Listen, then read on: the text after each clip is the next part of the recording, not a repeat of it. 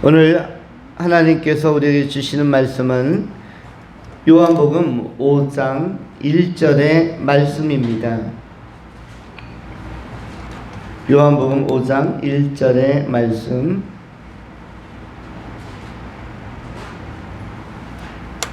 이제 받들어 봉독하겠습니다.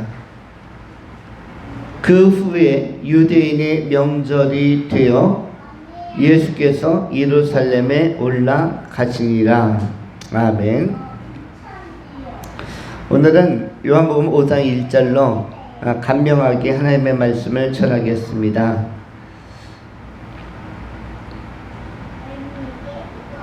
첫 번째, 관계의 중요성. 관계의 중요성.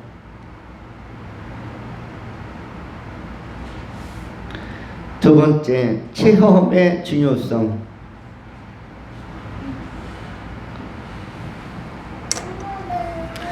먼저 생각하는 것은 관계의 중요성에 관한 것입니다. 예수님은 이 땅에 오시기 전까지 하나님이셨습니다. 그리고 하나님의 본질이셨고 하나님의 본체이셨습니다. 하나님이 이 지상 지구에 적응한다는 것은 상당히 하나님 입장에서는 상의적이고 그리고 어색한 일이기도 합니다. 우리 인간은 처음부터 인간으로 태어났기 때문에 인간의 토양, 인간에게 주어진 대지와 자연 환경 속에서 사는 것이 적절하고 적합하고 처음부터 우리의 육체의 모양을 가지고 살기 때문에 이 적응 과정도 굉장히 길고 해서 삶을 사는 것이, 이 지구촌에 사는 것이 오히려 적절하지만 영이신 하나님이 인간의 모습을 입고 이 땅에 오셔서 태어나는 것도 생소하고 태어나서 성장하는 것도 또한 역시 생소한 것입니다. 하나님이 이 땅에 와서 소변 대변을 다 가려야 하고 이 땅에 와서 새끼를 다 먹어야 하고 이것은 굉장히 하나님에게 있어서는 신적 적응, 신의 인간화가 상당히 어렵게 느껴지는 대목입니다. 하나님이 화장실을 간다, 하나님이 코를 푼다, 이것이 사실은 인간이 코를 풀고 인간이 화장실 가는 것과는 조금 다른 느낌이 아니겠습니까? 왜냐하면 예수님이 정말 인간으로 태어나 하나님화, 신성화된 것이며 모르겠거니와 그것이 아니라 처음부터 하나님이셨는데 그 하나님이 소변을 보러, 대변을 보러, 용변을 보러 코를 풀러 간다는 것이 그 하나님이 자신의 눈에 있는 눈곱을 뗀다는 것 하나하나가 사실은 생소할 수 있다는 것입니다. 이러한 하나님의 신적인 생소함, 특별히 인간 사회에 적응하는 과정에서의 이 생경함이라고 하죠. 생소하면서도 굉장히 어색함을 생경이라고 하는데 이 생경한 느낌이 바로 예수님에게는 강하셨을 것입니다. 그래서 예수님에게 있어서는 이 땅에 오셔서의 일거수일투족에 대하여 인간적인 모습을 취할지 아니면 신적인 모습을 취할지 어떤 스탠스로 삶을 풀어갈지에 관해서도 예수님의 선택은 용이하지 않은, 쉽지 않은 그런 애매한 상황이었습니다. 그럼에도 불구하고 예수님은 이 땅에 오셔서 철저히 인간처럼 성장하셨고 인간처럼 생활을 하셨습니다. 인간처럼 직업도 선택하셨습니다. 여기에 예수님의 인간 이해에 대한 철저한 사명감과 철저한 본능을 발견할 수 있습니다. 예수님이 인간을 이해하기 위하여 정말 철저히 인간이 되셨구나. 인간에게 있어서의 이런 먹으려고 하는 속성, 또 인간에게 있어서의 배설의 본능, 인간에게 있어서의 고민, 인간에게 있어서의 배고픔으로 말미암은 그 한계 상황 속에서의 절박함과 절실함, 모든 것들, 피곤함과 여러 가지 그 졸려움, 여러 가지를 우리 예수님은 하나하나 철저히 인간이 되어서 인간의 편에서 어떻게 보면 대제사장으로서의 인간화된 삶을 보내셨습니다. 이것은 예수님의 겸손에 속하는 것입니다. 하나님의 신적인 겸손이라고 할 수가 있는데, 왜냐하면 하나님이 하나님으로서의 인간과는 현격하게 수준 차이가 나고 질적 차이가 나는데, 하나님으로서의 신성만 유지하려고 품위와 자태만 유지하려고 할 수도 있었을 텐데, 그 품위와 품격을 저버리고 말씀이 육신이 되어 이 땅에 그 가장 낮은 곳 말구육권까지 오셨다는 것은 대단한 예수님의 겸손, 하나님의 겸손을 보여주는 것입니다. 특별히 인간을 철저히 이해하려고 하는 하나님의 따뜻한 마음이 투영된 것이고, 예수님의 그 고운 심성이 투영된 것입니다. 인간을 이해하겠다. 이 인간을 이해하고, 그래서 예수님도 때로는 고민하고, 내가 십자가를 져야 되는데 심히 두렵고 고민하고 괴롭고 내가 심히 고민하여 죽게 되었나이다 라고 자신의 심경을 누가복음을 통해서 겟세마네 동산에서 고백하기도 합니다. 예수님에게도 괴로운 때가 있었고, 예수님에게도 심히 고민하는 때가 있었고, 예수님에게도 십자가는 심히 두려움의 대상, 무거움의 대상이 되기도 한 것입니다. 또한 여러 로마의 병정들이 채찍을 휘두를 때 그 채찍에 날카로운 수갈고리에 살점이 떨쳐져 나가고, 모욕을 당할 때, 침뱉음을 당할 때 수치감도 많이 느꼈을 것입니다. 그러면서 철저히 인간 이해를 하셨습니다.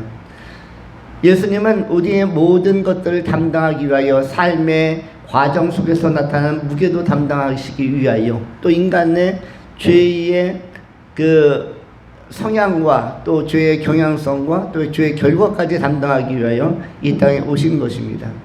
그 예수님과의 관계를 우리를 잘 이해하는 분과의 관계를 잘 맺는 것은 대단히 바람직하고 또 좋은 일입니다. 다윗이나 모세가 정말로 훌륭했던 것은 자신을 이해하는, 자신을 알아주는 전능자 하나님과 여호와 하나님과 관계를 잘 맺어갔다는 점에서 이들은 굉장히 지혜로운 존재였음을 알 수 있습니다. 다윗이 하나님을 철저하게 관계적으로 의지했기 때문에 의지와 의존의 관계, 그 대상이 세상이 아니라 하나님이었기 때문에 절대자, 권능자, 참으로 크신 분을 의지의 대상, 의존의 대상, 논의의 대상으로 삼았기 때문에 다윗에게는 논의한 자의 지혜, 논의한 자의 지식, 논의한 자의 공급이 항상 흘러넘쳤습니다. 그래서 다윗은 자기가 준비한 것보다 잘 쓰임받은 사람입니다. 다윗은 우리로 치면은 학력이 제로입니다. 학력이 무학입니다. 다윗이 초등학교를 들어갔다는 얘기 없습니다. 다윗이 서당을 다녔다는 이야기도 없습니다. 다윗은 그야말로 학문적으로는 무학에 해당할 것입니다. 예전에 우리의 할머니, 할아버지 세대가 학문이 거의 없는 사람들이었습니다. 우리의 할머니, 할아버지 세대는 그냥 중학교만 나와도, 고등학교만 나와도 그런데도 학력이 좋은 사람들이었고, 초등학교만 나와도 부끄럽지 않은 세대였습니다. 왜냐하면 그 전 세대는 초등학교가 아닌 서당만 다녀도 괜찮게 인정받는 세대였기 때문에 시스템적으로 이런 그 학제가 따로 편성되어 있지 않았습니다. 초중고대 이런 시스템이 없었기 때문에, 그래서 주변을 통해서, 자연을 통해서 사회 문화적으로 조금씩 습득한 귀동량으로 그들이 정보를 알고 지식을 축적한 것이었죠. 선배들의 삶의 경험을 통해서 그것이 그들의 삶을 풀어가는 자산이 되었던 것입니다. 대부분의 사람들은 사람들의 말에 귀를 기울이고 거기서 정보를 얻지만은, 다윗은 대부분의 정보와 자신이 선택하는 이 기준점을 하나님께로 받았습니다. 하나님을 경외하고 하나님을 의지하면서 하나님과 논의하면서, 논의 대상이 하나님이니까 하나님의 전략과 지혜를 다윗이 공급받은 것이죠. 그것이 뭘로 나타났습니까? 탁월함으로, 그리고 우수함으로 빛나게 된 것입니다. 다윗은 그래서 모든 상황에서 최선의 선택을 하게 되었습니다. 왜냐하면 자기가 선택하기 전에 논의한 대상이 자기가 비슷한 수준의 인간이 아니라 자기보다 월등히 우월하고 탁월하고 존귀한 분 하나님과 의논했기 때문에 하나님의 지혜와 전략이 다윗에게 스며들었고 다윗은 그것을 수용해서 적용한 것이기 때문에 다윗의 삶은 자신의 재능이나 자신이 갖추은 것보다 훨씬 월등히 빛났습니다. 다윗이 다른 사람보다 머리가 좋은 사람이 아니었죠. 다른 사람보다 힘이 좋은 사람들도 아니었는데 다윗이 논의한 대상이 원리 뛰어났습니다. 다윗은 상황마다 사건마다 매일매일마다 의지하고 의논하고 논의하는 스텝, 회의에 참여한 스텝이 너무 뛰어난 분이 들어오신 것이죠. 하나님이 직접 논의에 참여하도록 초청을 했기 때문에, 그리고 그 하나님이 자신의 삶의 문제에 개입하도록 기도하고 믿음으로 의존했기 때문에 거기에서 공급되는 지혜, 전략, 전술, 그 다음에 환경, 재능 이런 것들이 비상하고 또 비범하게 아주 준수하고 아주 빼어나게 나타나게 된 것입니다. 다윗은 자기에게 정치적인 어떤 역량이 없었음에도 불구하고, 그리고 갖추어진 경력이 없음에도 불구하고 그냥 삶의 흐름을 따라서 목동도 하고 때로는 뭐 하프를 타는 사람이 되기도 하고 이러한 때로는 뭐 군사 역할도 하고 이런 이일 저일을 그냥 닥치는 대로 하는 사람이었지 그렇게 체계적으로 탄탄하게 준비된 사람이 아니었습니다. 그러나 그가 그런 세상적 체계는 오히려 사울왕이 더 잘 갖추고 있었고 다윗보다도 동시대 또래에 더 좋은 가문의 사람들이 체계적인 학습과 훈련과 이 배움의 혜택을 받고 자라났을 것입니다. 그런데 크게 쓰임받은 것은 다윗이었습니다. 왜냐하면 다윗은 그가 논의한 대상, 삶을 풀어가는 과정에서 계속 하나님과 논의했기 때문에 너무 훌륭하고 위대하고 강하고 뛰어난 분과 논의했기 때문에, 그렇기 때문에 이 항상 지혜로움이 아름답게 빛났던 것이죠. 그러면 오늘날 우리도 마찬가지입니다. 우리가 어떻게 하면 지혜롭게 형통하게 살겠습니까? 우리의 인생의 논의의 파트너, 우리의 인생의 회의, 내 삶의 환경 속에서 가장 좋은 아이디어와 제안을 할 수 있는 분, 하나님을 초청해서 하나님 앞에 철저히 의지하고 의뢰하며 아뢰며 기도하며 살아간다면 그것이 우리 또한 현대적 다윗으로서 가장 삶을 잘 풀어가는, 가장 탁월하게 풀어가는 모습이 될 것입니다. 바울도 모세도 다니엘도 그 시대마다 공통점이 있습니다. 배경이 좋은 사람이 아니라, 환경이나 자질이 좋은 사람이 아니라, 용모가 준수한 사람이 아니라, 그런 사람은 그 시대에 따로 있었습니다. 또는 문벌이 좋은 사람이나 또는 권력이나 배경이 좋은 사람, 자산이 많은 사람이 아니었고, 그들은 그야말로 홀로 출발하고 아주 평범하게 출발했지만 논의의 대상, 자신의 삶의 회의에 들어오는 그 주관자가 또 지혜를 주신 분이 너무 뛰어났기 때문에, 어떻게 보면 진정한 멘토이신 하나님을 중심으로 삶을 살았기 때문에 우수하게 하늘에 빛나는 별처럼 쓰임받는 사람들로 삶을 살아가는 것입니다. 우리 또한 하나님과의 관계를 잘 맺어가고, 예수님께서도 지금 관계를 맺기 위하여 명절에 예루살렘에 올라가시는 것입니다.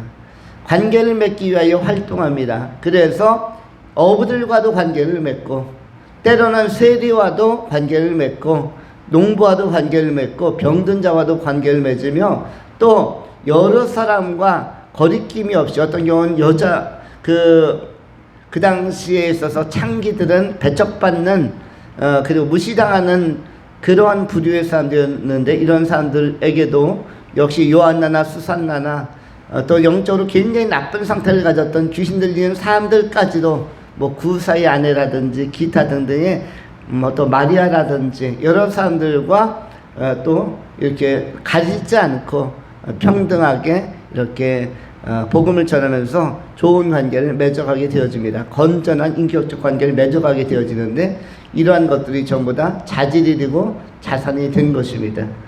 관계는 우리에게 있어서 힘이 되어주고, 특별히 사람들과의 관계, 좋은 사람들의 관계도 약간의 유익이 있지만 하나님과의 관계를 탄탄하게 맺어감으로 말미암아 이 탄탄한 관계 안에서 지혜를 얻고 이 시대에도 잘 쓰임받는 미래가 밝은 귀한 성도님들이 다 될 수 있기를 축원합니다. 두 번째로는 체험의 중요성입니다. 사람은 알고 있는 것, 또 우리가 습득한 것들을 체험과 경험을 통해서 확신으로 매듭을 짓게 되어집니다. 우리는 체험한 것에 대해서는 모두가 다 확신을 갖고 그래서 엄청난 지식을 한 번에 터득합니다. 예를 들어서 어린아이들은 어린아이들의 성장 과정에서 두 가지를 조심해야죠. 어떤 것을 조심하게 되어집니까? 하나는 아이들이 기어다니다가 사고를 치는 경우가 있는데, 기어다니다가 뭐와 부딪히면서 사고가 납니까?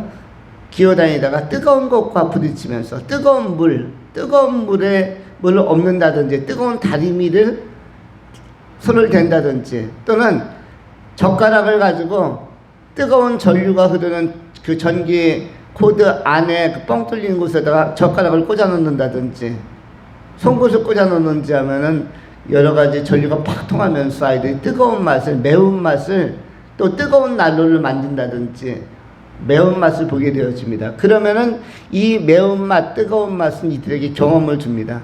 그래서 평생 동안 뜨거운 것을 조심하게 되어지고 거리를 두게 되어지죠. 이것은 경험을 통해서 알게 되는 것입니다. 경험을 통해서 알게 되는 것이죠.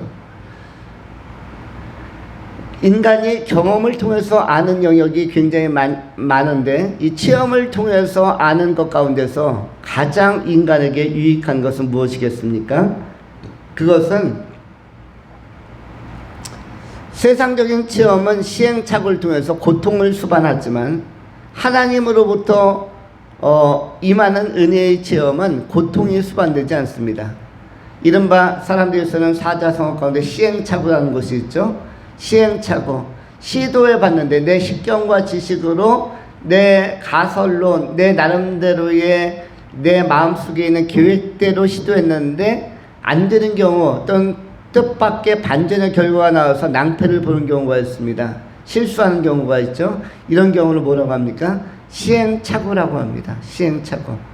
그런데 인간의 경험은, 인간의 이 역사 내에서 우리가 하는 경험들이 다 당혹스럽고 또 아주 민망할 때가 많지만은, 그러나 어떠한 경험만큼은 그러한 고통과 손해를 주지 않고 우리에게 좋은 체험이 되냐면 바로 하나님 경험, 은혜 경험이 우리에게 상처를 주지 않고 아픔도 주지 않고 뜨거운 맛도 주지 않으면서 은혜 안에서 아주 좋은 체험이 되는 것입니다.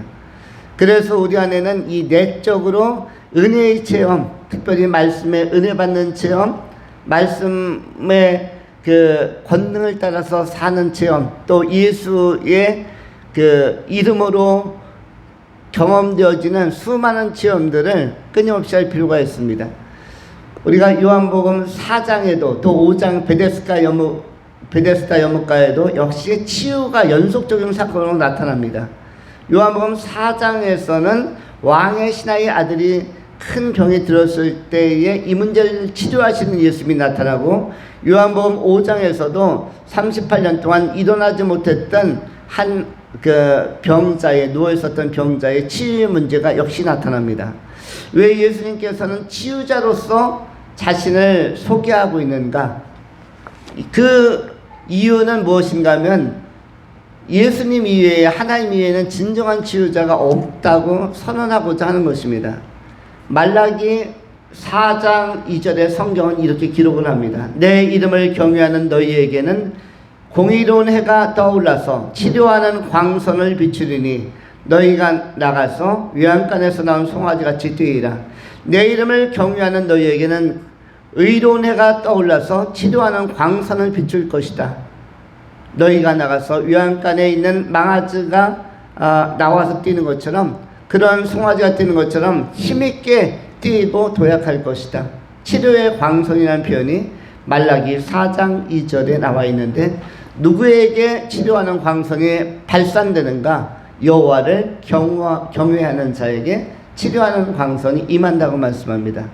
또한 출애굽 과정에서도 우리 하나님은 여호와 라파, 치료하신 하나님으로서의 자기 역할과 자기의 정체성을 제시하셨습니다. 여호와 라파라고, 치료자라고 그렇게 소개해 주셨습니다. 민수기 광야의 그 행군 속에서도 불뱀에 물려서 고통 속에 죽어가던 많은 사람들이 모세의 장대에 매달아 놓은 그런 놋뱀을 바라보면서 믿는 자마다, 바라보는 자마다 다 살아났습니다.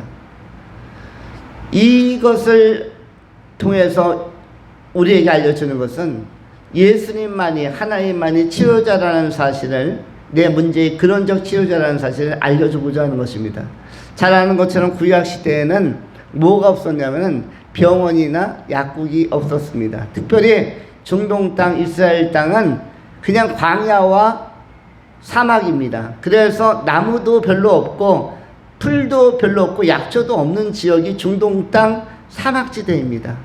그야말로 오아시스에 나무 한두 개 있을까? 나무 자체가 굉장히 찾기도 힘들고 만나기도 힘들고 풀도 잘 나지 않는 불모의 땅이 어디였습니까? 거기가 중동 땅, 또 이스라엘 유대 땅이었죠.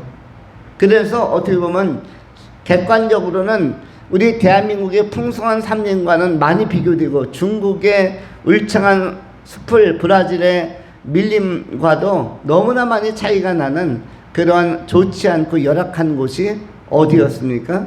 중동 땅 이스라엘이었죠. 바로 이 땅은 약초도 낫지 않습니다. 그래서 한의학도 발달할 수가 없었고 양의학도 발달할 수가 없는 곳이 바로 중동 땅이었습니다. 그런데 인간은 한편으로 한계적으로 질병, 당시에는 나병이나 문둥병을 포함해서 혈루병이나 유출병이나 병이 생길 수도 있는 약한 몸을 가지고 있기 때문에 치료는 받아야겠는데 방법이 없는, 약재가 없으니까 오히려 그 동양에 살거나 극동아시아에 살거나 밀림이 있고 수풀이 있고 자연환경이 좋은 곳에서 살면 약초나 약재, 인삼이든 뭐든 좋은 것들을 뭐 슈퍼푸드든 구해볼 수 있겠거니와, 중동 땅에는 그것이 없었습니다. 모래사막, 광야, 이 두 가지 요소였고, 물이라고는 요단강 하나밖에는 없었습니다. 요단강도 한강처럼 큰 강이 아니라 그야말로 샛강, 그냥 시냇물 같은 것이 요단강이기 때문에 강이라고 하기에도 너무 협소하고 작은 것이었죠. 그런 곳에서 치유를 기대하는 것은 대단히 어려운 일이었죠. 동시에 그럼에도 불구하고 이스라엘 백성들이 건강을 유지할 수 있었던 것은 누구를 바라보는 믿음 때문에, 하나님만 바라보고 주님만 바라보고 하나님 안에서 치유의 능력을 공급받았기 때문에 이스라엘 백성들이 다 치유받으면서 구약시대의 사람들이 그 삶을 이어갔던 것이죠. 히스기야 왕이 대표적으로 하나님을 바라보고 주목하고 하나님께 기도하다가 치료받은 자로 이사야서에 기록되어져 있습니다. 이사야 38장 39장에 히스기야 왕의 치유의 사건이 기록되고 있는데, 그가 어떤 의사가 치료한 것이 아니었죠. 그가 중병이었으나 하나님의 치료하는 손길, 치료의 광선을 바라신 하나님의 권능으로 치료되었음을 보게 되었습니다. 신약시대에 와서 예수님께서 왜 치료 이적을 자꾸 보여주냐면, 역시 구약과 마찬가지로 신약시대에도 치료자는 하나님 한 분이시다. 그리고 치료하고 있는 바로 예수가 하나님이시다라는 걸 증명하고자 하는 것입니다. 그래서 구약시대에 하나님의 고유의 사역, 하나님만의 유일한 사역이었던 치유 사역을 예수님께서도 하시면서 예수님이 하나님의 본질이요 본체라는 사실을 자꾸 증명하고 입증해 가는 것입니다. 우리가 오늘 이 시대에도 마찬가지입니다. 인생에선 치유받을 요소들이 많고 치유받을 이유들이 많습니다. 우리 인간들은 알게 모르게 자세히 보면 우리에는 질환들이 참 많습니다. 저도 사실은 어떤 질환이 있을지 때로는 떨리기도 합니다. 그래서 종합검진을 받아 보아야 한다고 생각하면서도 감히 의료보험공단에서 그 검진 받으러 오라는 한 번 정도 이렇게 체크하러 오라는 것이 주기적으로 오에도 불구하고 한 번도 의료보험공단의 그 내용을 뜯어본 일이 없습니다. 무엇 때문일까요? 건강할 것이다라는 한편의 믿음과 또 한편으로서는 혹시라도 좋지 않은 것들이 있지 않을까라는 조심스러움이 동시에 수반되고 내재되어 있습니다. 우리 모두는 영적으로든 육체적으로든 정신적으로든 계속적으로 뭐를 해야 되는가? 치료받을 존재입니다. 그 치료의 근원은 누구인가? 여호와 라파 하나님이시고 우리 주 예수 그리스도시다. 이것을 꼭 기억하면서 우리는 하나님의 은혜 안에서 내적인 치료이든 영적인 치료이든 심리적 치료이든 육체적 치료이든 치료를 경험하고 체험하면서 또 은혜 받으면서 고통 없이 은혜 받으면서 쓴맛 뜨거운 맛 없이 은혜 안에서 지혜롭게 강건하게 평안하게 우리가 세움받고 쓰임받고 보존받는 아름다운 소망의 길을 걸어가는 귀한 승리자들이 다 될 수 있기를 축원합니다. 기도하겠습니다. 할렐루야. 좋으신 하나님 감사합니다. 우리의 생명의 근원자 되시며 치유자 되신 예수님을 높이며 송축합니다. 또한 하나님과의 관계를 더 잘 맺어가게 하여 주시고 우리 인생에서 정말 지혜로운 전략가요 멘토이신 하나님과 논의함으로 말미암아 그 지혜와 권능으로 남은 미래의 산적한 많은 과제들도 수월하고 원활하게 풀어가는 다윗의 형통 그리고 믿음의 선진들의 형통의 삶을 우리도 누리며 살아갈 수 있도록 복을 베풀어 주시옵소서. 신실하신 우리 구주 예수 그리스도의 이름으로 축복하며 감사하며 기도하옵나이다. 아멘.